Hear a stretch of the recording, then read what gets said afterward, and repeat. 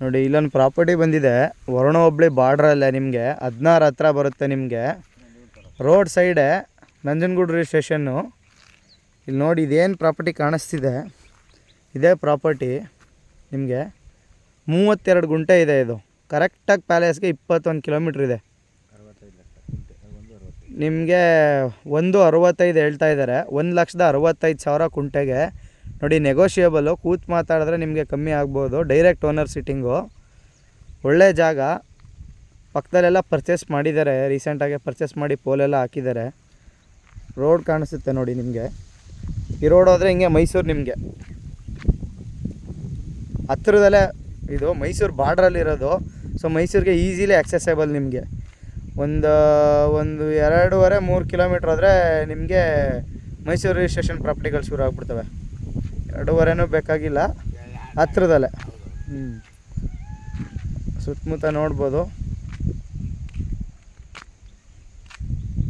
ಈ ಜಾಗ ನೋಡಿ, ಒಳ್ಳೆ ಪ್ರಾಪರ್ಟಿ ಸೇಲ್ಗಿದೆ.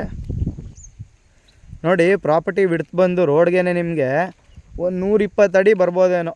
100 ಅಂತೂ ಕನ್ಫರ್ಮು. ಆ ಕಲ್ಲೇನು ಕಾಣಿಸ್ತಿದೆ ನಿಮಗೆ, ಅಲ್ಲಿಂದ ನಿಮಗೆ ಇಲ್ಲಿ ಪೋಲ್ ಹಾಕಿದ್ದಾರೆ ನೋಡಿ. ರೀಸೆಂಟಾಗಿ ಪರ್ಚೇಸ್ ಮಾಡಿದ್ದಾರೆ, ಪೋಲ್ ಹಾಕಿದ್ದಾರೆ ನೋಡಿ ಇಲ್ಲಿ ತನಕ. ನಿಮಗೆ ವಿಡ್ತು ಚೆನ್ನಾಗಿದೆ.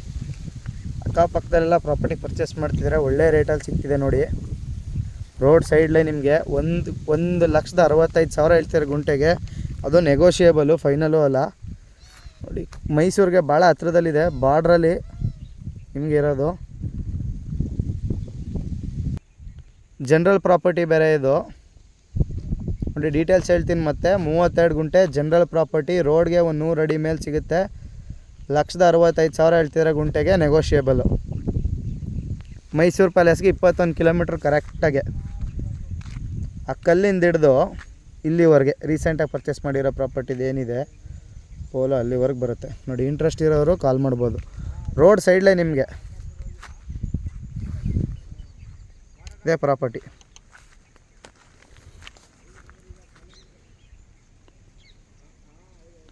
ಪ್ರಾಪರ್ಟಿ ಲೆಂತ್ ಬಂದು ನಿಮಗೆ ಅಲ್ಲಿ ಕೊನೆಯಲ್ಲಿ ಮರಗಳು ಕಾಣಿಸ್ತಿದೆ ನೋಡಿ, ಅಲ್ಲಿ ತನಕ ಬರುತ್ತೆ ನಿಮಗೆ.